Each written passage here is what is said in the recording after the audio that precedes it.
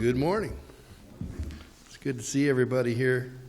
It's good to know that there's some people at home listening.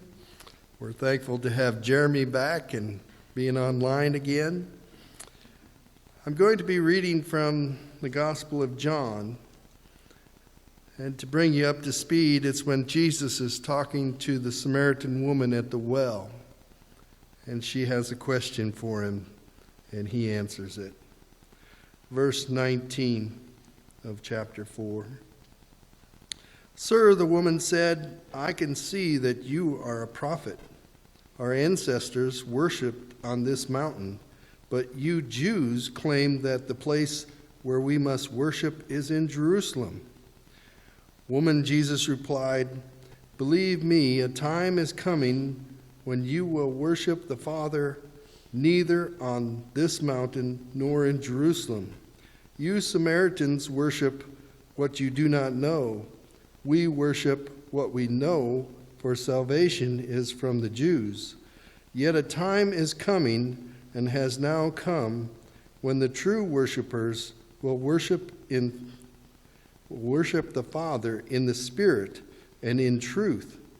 For they are the kind of worshipers the Father seeks. God is Spirit, and his worshipers must worship in truth. I was reading that the other night, and I was just thinking how blessed we are to be on this side of the cross. You realize that what people had to go through before Jesus came to earth, before he lived the perfect life, before he made the sacrifice, before the church began. We are all Gentiles and we'll be on the outside looking in. But because of Jesus' great sacrifice, because of the sacrifice of living a perfect life, the sacrifice of putting up with the Jews tormenting him and testing him constantly, and still remaining true to the Father. And even in the garden, he was tested to the point of sweat drops of blood, because he was in agony anticipating what he had to go through. But as Hebrew tells us, what he saw was the joy beyond the cross, beyond the suffering. And he saw us.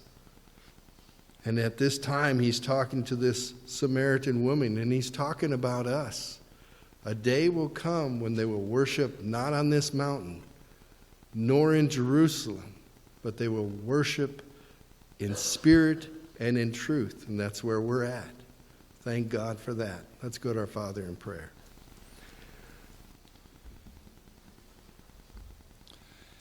I kind of caught myself standing closer to Larry than I should.